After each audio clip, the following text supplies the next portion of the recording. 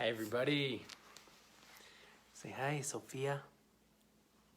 We're going to take a few minutes, let other people start jumping on here. And in the meantime, if whoever does jump on can enjoy this little precious girl. So yeah, so hi everybody. Once again, my name is Michael Boyle. This is Sophia. She won't be joining us the whole time, but as mom's getting ready to do some things, getting ready to leave the house and go teach her music class at the boys' school, I'm holding on to Sophia. So here we go. Welcome to the Wholehearted movement. This is the beginning introductory video, and I'm gonna be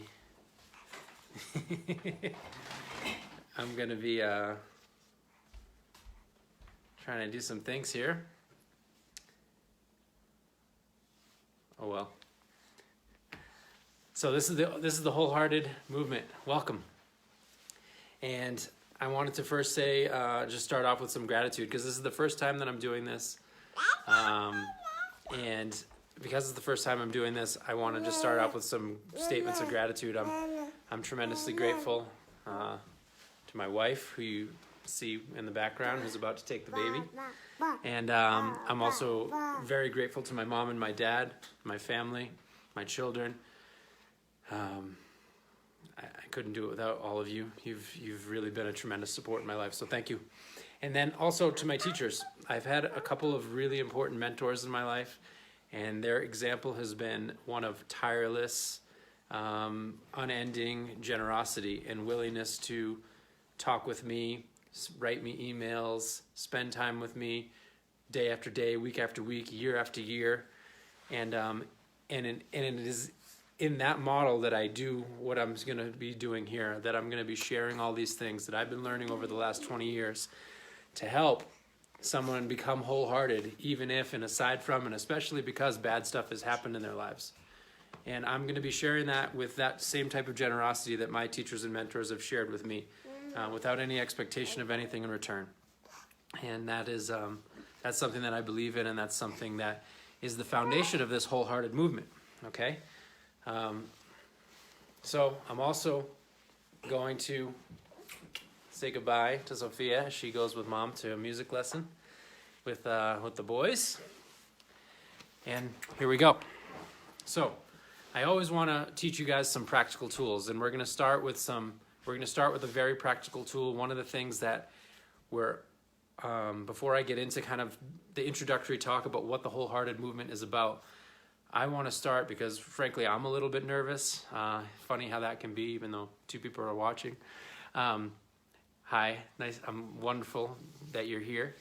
And but we're going to start with a practical tool. One of the things that we're regularly going to talk about is how to become in charge of your nervous system. We're going to talk about how to be an insider versus an outsider.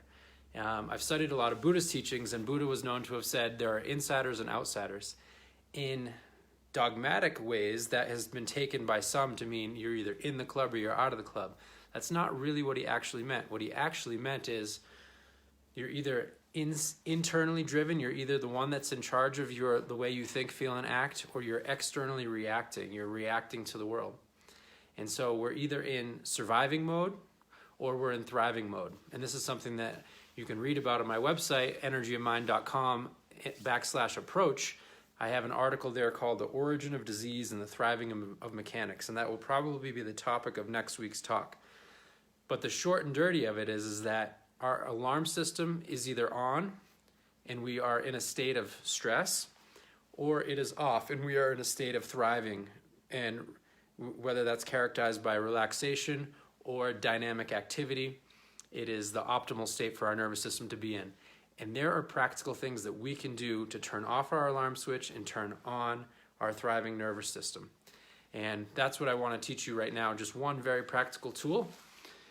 The why and the theory behind why it works, we'll get to that as time goes on. But first of all, let's just take a moment, and I'm gonna breathe in and I'm gonna bring my shoulders to my ears. This is a really great exercise for modern people that are on the computer a lot, I being one of those. And so I'm gonna breathe in, and then I'm gonna pinch back, and then down and back, and then I'm gonna exhale. I'm doing something called peak maximum contraction. So I'm actually flexing as hard as I can to the point where I'm actually shaking a little bit. And I breathe in, and I breathe in more, and I breathe in more. And then I breathe in. Okay, so that gets me loose, that gets me awake right away. And then I'm gonna, every single time I breathe in, I activate the sympathetic nervous system. That's the part of the nervous system that is related to the fight, flight, or freeze, or the surviving aspect of the nervous system. Every single time I breathe out, I exhale, I activate the part of the nervous system that is related to thriving. That's the parasympathetic nervous system. Of course, that's an oversimplification. The SNS, the sympathetic nervous system, and the PNS, the parasympathetic nervous system, are always working in concert. But for effective intents and purposes, we can say that the SNS, the sympathetic nervous system, is related to stress and fight, flight, or freeze. And the sympathetic nervous system is related to thriving, okay? And so what we're gonna do is we're going to every single time we breathe in, we're turning on the SNS. Every single time we breathe out, we're turning on the PNS. So if we can make our inhale longer, our exhale longer, we can become more parasympathetic nervous system dominant. We can relax our nervous system, turn off the alarm switch if we're feeling stressed out, get deeper into states of flow and thriving, okay? So it looks like this, very simple. I'm gonna add to that humming, because humming is very soothing to the nervous system, but it also helps me extend the length of my exhale. So, I'm gonna smile on purpose, even if I have to fake it a little bit for a minute.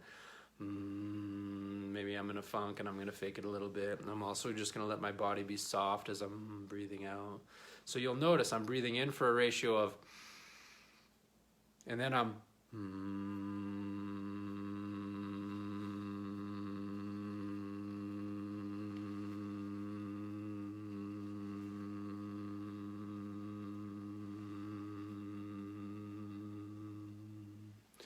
so that's like a 1-to-4 or a 1-to-5 ratio.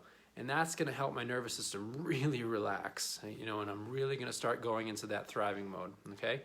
And so anything more than a 1-to-2 ratio is gonna be really beneficial to helping your nervous system calm down. Then the last thing I do is, as I do that, I might really start triggering the yawning response. And the yawning response tells us the parasympathetic nervous system is on. If we're animals, and to a certain degree, we have animal nature, and the animal part of us is not gonna yawn if it feels like there's danger about. And so we know that we've turned off the alarm switch and we've turned on the thriving if we get to the point where we're yawning. And when we do yawn, I'm gonna exaggerate it, and I'm gonna stretch, twist, flex, all at the same time, and shake all at the same time. This is called pendiculating. So the 3-part exercise to turn off your alarm switch and turn on your thriving part of your nervous system goes like this. I'm releasing that tension from my neck and shoulders with peak contractions, squeezing, squeeze, squeeze, squeeze, and release. And release. I feel all tingly in my head, and the rooms in the light get brighter. I mean, sorry, the lights in the room get brighter. And then I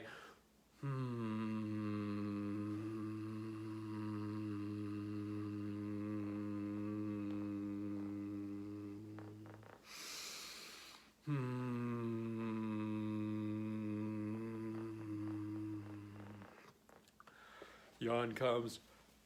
Exaggerate, go with it. Stretch, stand, do whatever you gotta do, whatever your body wants to do. And even I might even fake the yawns until I get a real one. That's the real one. And now I know my nervous system in about a 1 or 2 minute period is in a state of optimal thriving mode. And so that's a very simple practical tool that I wanted to start off with. 1, to help myself get settled. 2, to always tell you that the point of these videos is going to be to offer you practical tools to become in charge of your nervous system so that you can make a wholehearted life. Now, what is this theme, wholehearted? I'm going to read from my website. What is this theme, wholehearted? On my website, energyofmind.com, it says, "My aim in life is to be more and more wholehearted. To me, that means living life with the courage to keep showing up and getting up. It also means to be present with a passion and zest for life. It means to care, to really care, to give much more than a damn, to give all that I've got. It means to pursue, express, and create excellence. It means to leave a legacy in every moment. It means to love even when, and especially when it feels scary and hard to do so.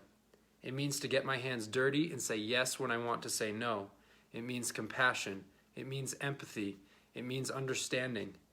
It means being willing to be with whatever is arising, knowing that the true gems of life are uncovered discomfort. It means to heal. It means to reveal that I was never broken. It means to be who I really am, who I have always been, even though I have and will continue to make mistakes. It means to laugh a lot more. It means exploring, discovering, learning, growing, and creating. It means 1,000% head, hearts, and guts." And so this movement of being wholehearted that I want to help start, that I want to help add on to all of the work and the spirit and the love that is out there of people that are turning hard times into optimal health and happiness. The theme of this movement is another practical tool number 2, called the pivots. And the pivots is a way of thinking and a way of speaking that says, even if X, especially if X, even if X, aside from X, or especially because of X, I choose to be who I really am. I choose to be wholehearted. Even if bad things happen, aside from bad things happening, and especially because bad things happen, I choose to be wholehearted. That terminology is one that honors and respects and is not in denial of the difficulties and challenges that we face, but it says, yes, they happen, and I still get to be the one who's in charge of my nervous system.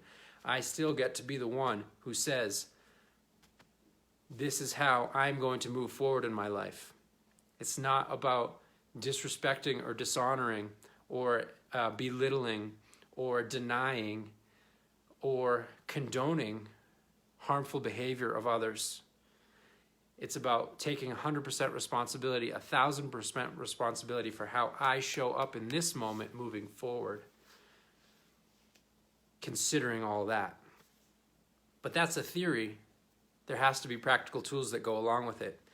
The one that I shared with you at the beginning of the talk is just one of many practical tools that we're going to learn for turning our nervous system into a state of optimal arousal so that we can make cliches like pain in life is inevitable, but suffering is optional. I want to make that cliche a reality. I don't want to just cope with suffering. I want to end it. I want this for my clients that I work with. I'm a psychotherapist, and I work with people every day that are suffering in various ways. I have my own experience, and this is now how I come to this. Part of my own experience, my life story, is when I was a very little boy, when I was about 5 years old and I see my mom's watching, I was sitting on my mom's lap, and I remember being in our sunroom and watching television and watching the news, and it broke my heart. And there was no one's fault here. I was a very sensitive kid, and it broke my heart to see the suffering that I was seeing everywhere around me. And I made a decision, as some children do, to shut down my heart at that point. I decided to become numb. I decided to shut down.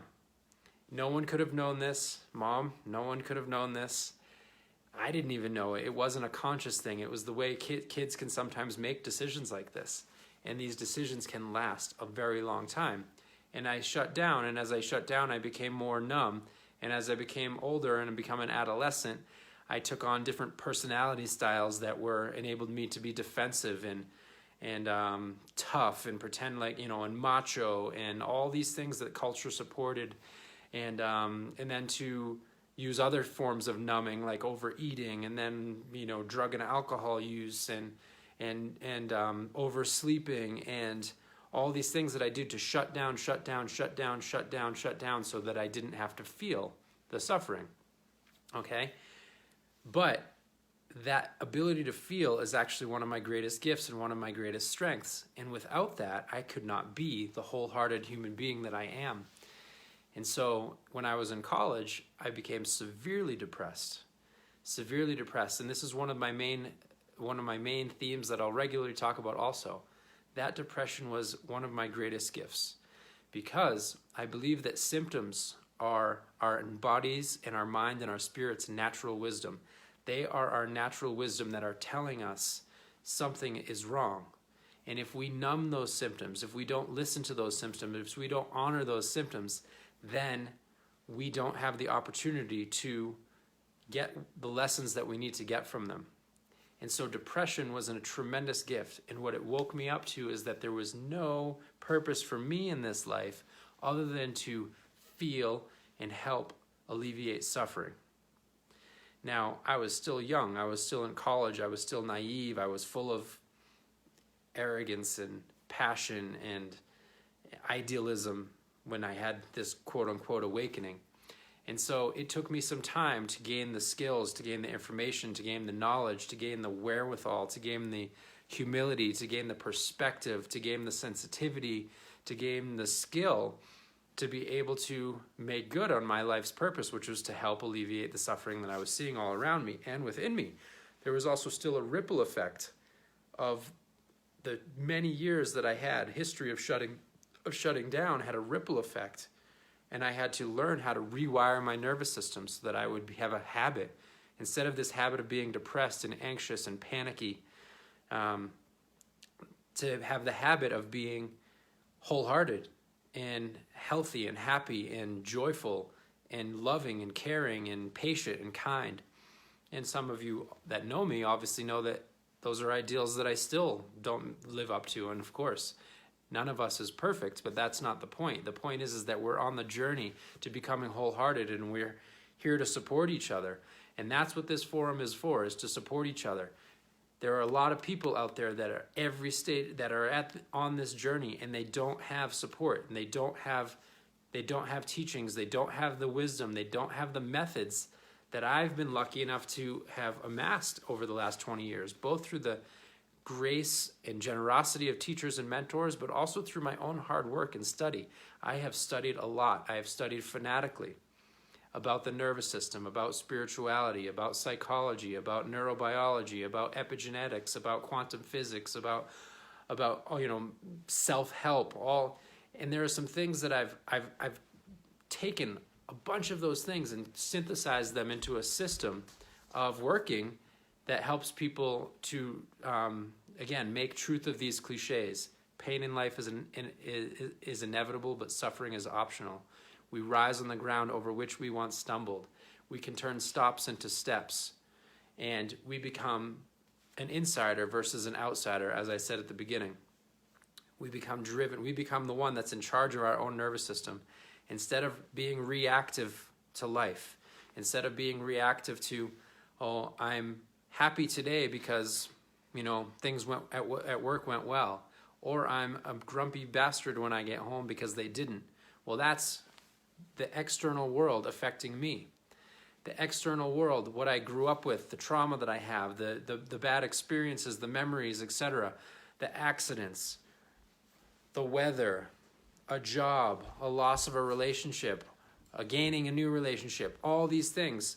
I'm like, if these things dictate the way I think, feel, and act, then I'm just like a puppet, and everything else is my puppet master. And no human being, every single human being is meant to be independent and independent and free. And that means we have to be the ones that are in charge of our own nervous system. We certainly will react. We are reactive machines. That is a truth that you can take to the bank. We are reactive machines. But psychological maturity and spirituality maturity comes from taking 100% responsibility for our reactivity and then being able to shorten the time in which we react to the external world by pausing, stopping, and then choosing to be who we really want to be, to think, feel, and act in accordance with our values. And again, these are all nice theories that come with practical methods to help make them a reality. And that's what this wholehearted movement is about. It's going to be about me sharing those tools, but also all the people that join this movement, contributing to this movement, telling their stories, telling about what worked for them, what didn't work for them, and sharing insights with each other.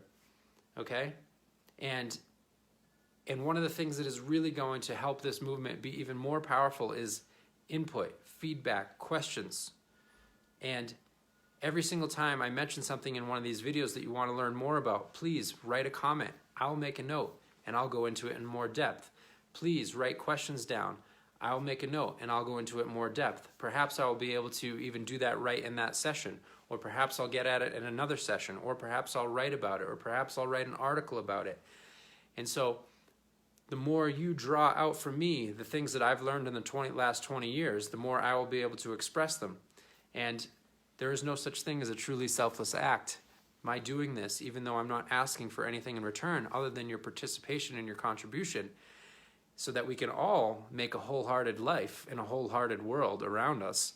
The only thing, even though I'm not asking for anything in return, it brings me tremendous benefit and tremendous joy to do this. So I appreciate your participation and your allowing me. I look at my ability to share this with you as a privilege,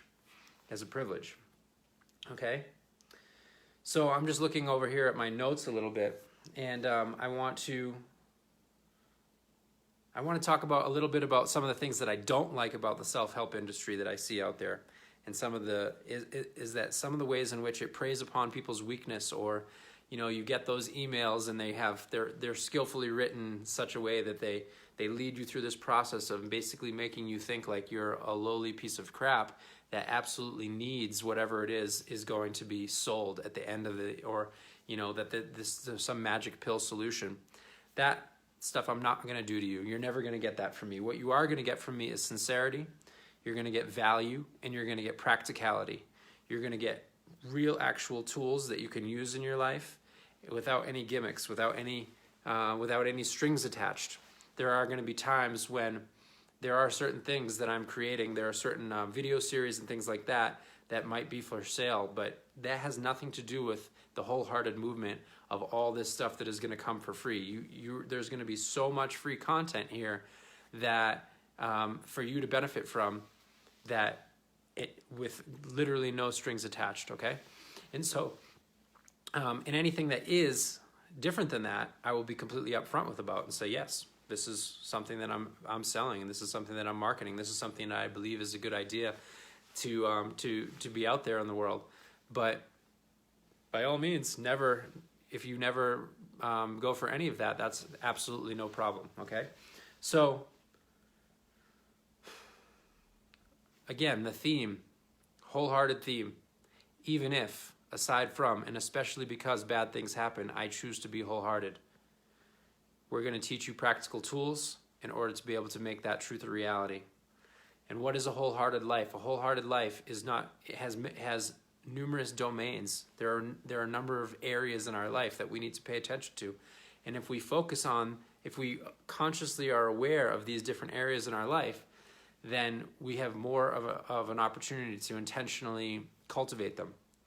And so the core of this experience is who we really are. And in this case, something that we're going to learn about, and something that I borrowed from an author and an entrepreneurial speaker out there named Evan Carmichael, who wrote a book called One Word. I'll also be giving lots of book recommendations on here. And that one word concept is like, what is your true core value? What is that one expression that exemplifies and represents who you really are. And for me, it's wholehearted, okay? And so wholehearted is my core. And then in front of me, in this way of thinking about these different domains in life, I think about them spatially, and this is the way I've been taught to think about them. And in front of me is my attainment and my success in the world. In front of me to the left are my treasures and wealth. Directly to my left is my ancestors and my inheritance.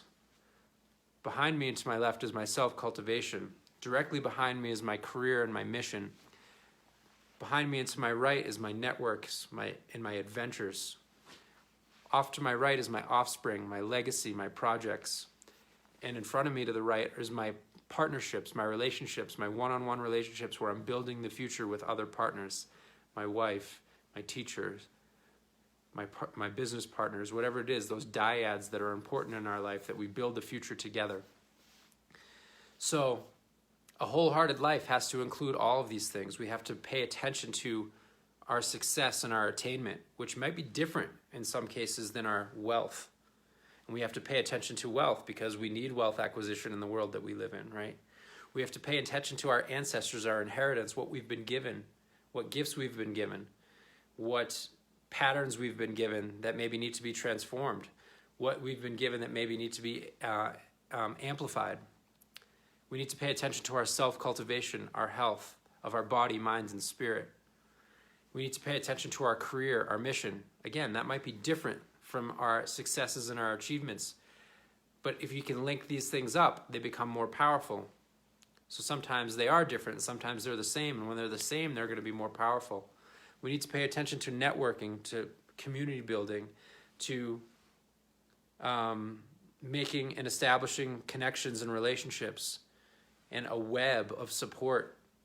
We need to pay attention to our offspring, whatever that is. It may be projects, it may be literally children, it may be our legacy that we're leaving, or all of those things. And we need to pay attention to our relationships, our one-on-one relationships, our partnerships. And so we're going to break these down, all these different domains, and we're going to learn about these different domains throughout these video series, throughout these video lessons, okay? Again, all free, because that's the way it's been taught to me. I was looking through, I was showing a client yesterday, and I was looking through, and this person was beating themselves up a little bit, and they're saying, man, it's like, oh, I don't get it. You know, I get it, but I don't get it. And I was like, I took a moment and I showed him, I took out my phone and I showed him my emails, and I showed him that I put in my email search bar something from my teacher's name, my mentor's name, and I showed him over the last 3 years how many emails this person has written to me. Now, this is on top of the fact that I go to class once or twice a week with this person, which also are free, by the way. And so there is hundreds of emails representing hours and hours and hours and pages and pages. In fact, I've printed them out and I've studied them also because I am a very diligent student. I've printed them out, I've studied them, I highlight them, but there's hundreds of pages of one-on-one email material. And so that is the spirit of generosity that I come to these with. This is why I'm willing.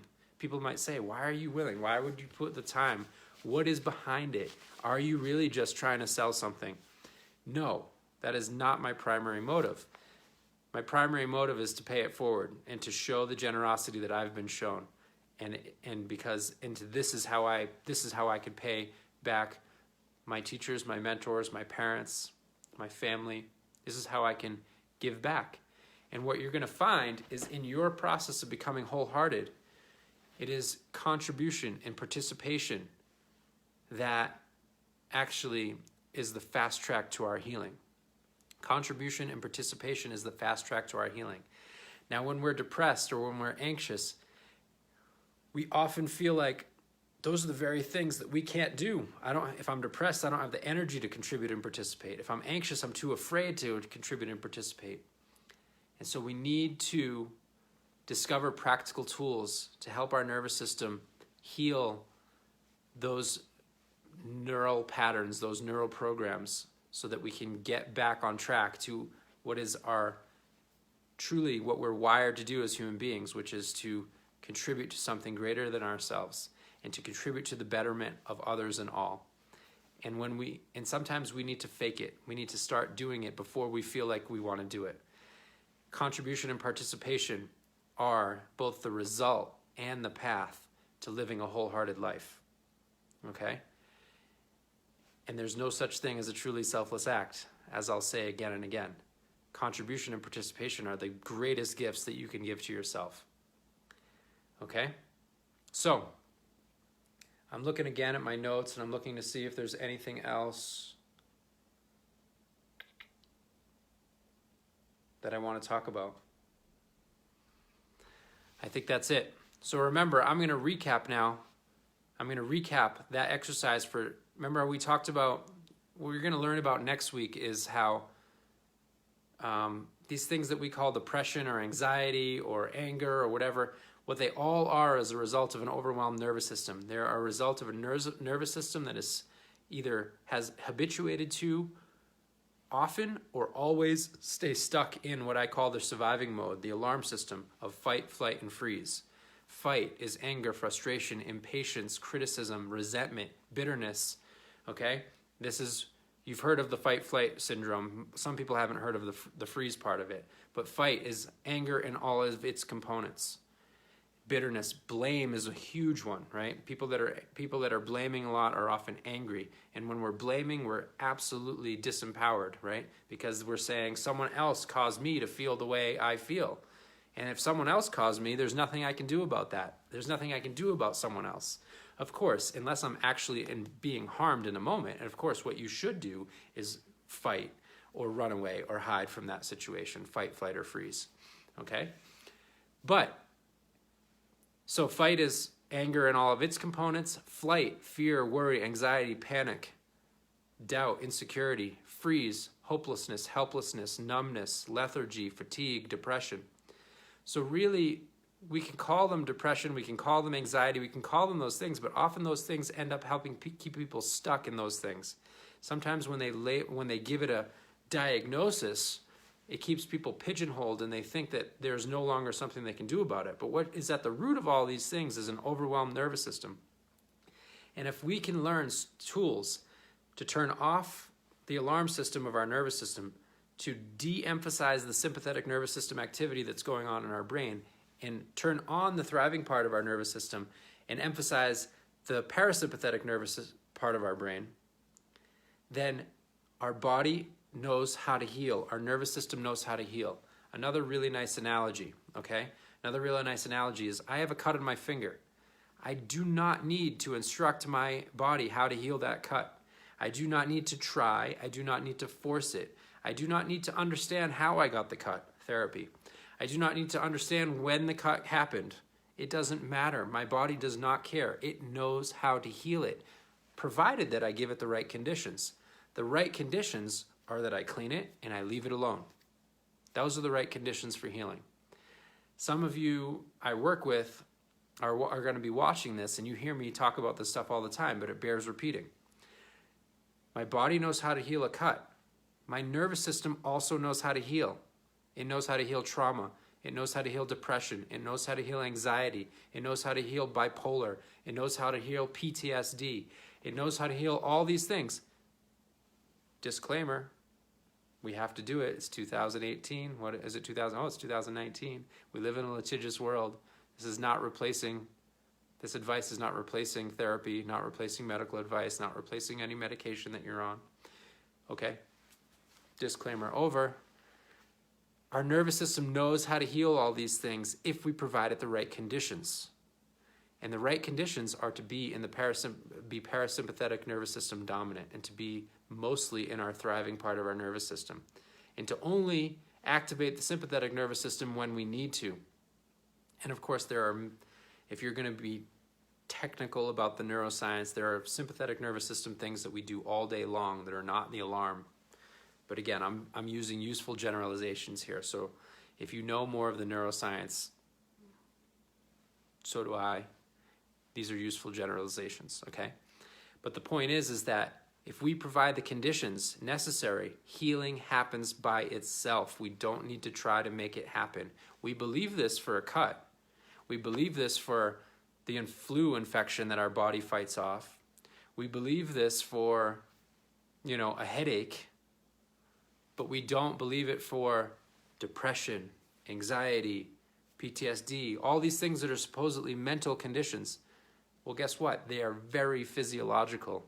They are neurological, they are brain chemistry, they are hormones, they are organ activity, they are heart rate, they are blood pressure, they are blood chemistry. They are not mental, they are physiological. And the solution to them is physiological, is getting our body in an optimal state where healing can happen by itself. So that's, to recap, why this little gem of an exercise, which you might not understand all the components to yet, but this can really help us in a moment, in one moment when we get this down. Maybe it takes 1 minute or 2 minutes or 3 minutes. We can turn off our stress mode, our survival mode, and turn on our thriving mode. Okay? So again, it looks like this.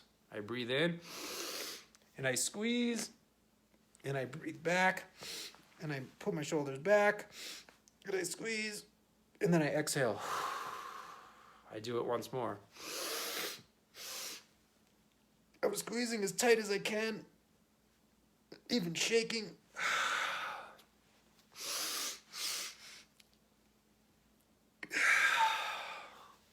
Now I want to extend the length of my exhale. By the way, if you get a little bit lightheaded or dizzy, just be sitting down. If you just breathe into it, it'll relax and you'll feel more open again. Another disclaimer, check with your doctor if you need to about doing these types of things. I'm extending the length of exhale with humming, activating the parasympathetic nervous system. And then I'm triggering the yawn response.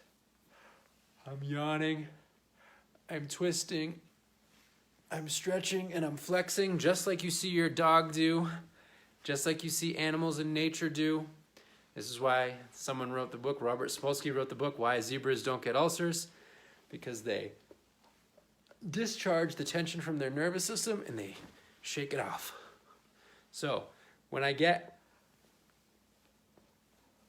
to the point where I do an authentic yawn, I know that I'm now in parasympathetic nervous system activity. No animal, ourselves included, is going to yawn if there's danger about. The stress mode, the fight, flight, freeze mode, our brain thinks that we're in danger. Actually, that's what's happening, even though we might know intellectually that we're not. We're acting as if we're in danger. And so if I can get myself to a yawn, I know that I'm out and I'm in the thriving mode. I'm in the parasympathetic nervous system activity. The nervous system knows how to heal by itself. We have tremendous wisdom and capacity. And so those three exercises, releasing tension from the neck and shoulders, extending the length of your exhale with humming, and then yawning, stretching, twisting, flexing, all at the same time like your animals do, until you're faking the yawns perhaps at first until you get a real yawn. And when you get a real yawn, you know you're done. Okay? I'm going to look now at comments and questions. So I'm just going to take a moment to read here. This is the first time I've done this, so bear with me if I'm a little awkward, like looking at stuff and things like that.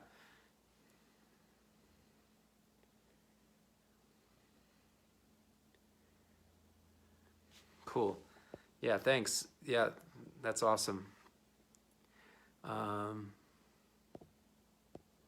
So yeah, we have someone, I don't know if you guys can see the comments, and I don't want to say someone's name if you can't, but we have someone just saying that they love the recap of the stretching and twisting and tightening and the references to the animals and the nervous system unwinding. It's really brilliant stuff, but it's also really simple too. And so sometimes we want to overcomplicate the solution to things. And this is a really simple solution. And the more time we spend in parasympathetic nervous dominant activity in our brain, the more we will naturally feel its benefits. It's responsible for healing, health, digestion, immunity, relaxation, enjoyment, social engagement, connection. Cool, we can see them, okay. Oh, well, then someone else saying, I don't think you can see the names. I don't think you can see the names if you're not friends with the person. So I think that's the way that goes. Because someone else is saying, no, we can't see the comments. So I can see them all. And so yeah, the parasympathetic nervous system is responsible for healing, relaxation, social engagement, intimacy, higher creative thinking, thinking outside the box, all these things that we love and appreciate about life. And a lot of us are running around in,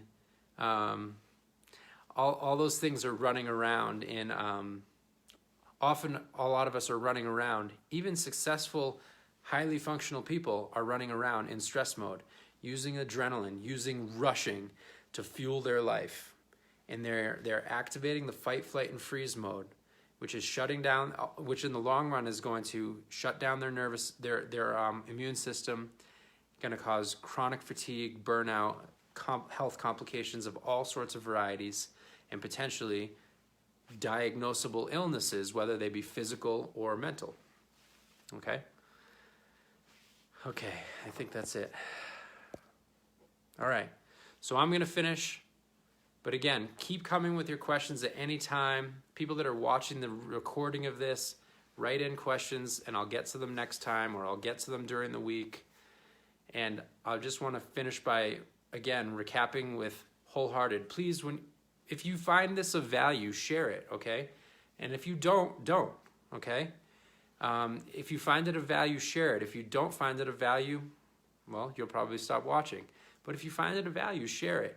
And please share it with the hashtag Wholehearted the way I have. One word, hashtag Wholehearted, all one word. And that way we can start building a movement here. We can start getting more and more people involved. The more people involved, the more we're benefiting the planet, right? The more we're benefiting each other.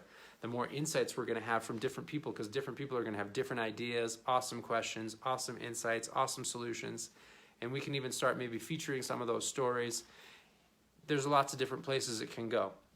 So share it with the hashtag Wholehearted and enjoy. Remembering the Wholehearted theme is even if, aside from, and especially because bad stuff happens, I choose Wholehearted.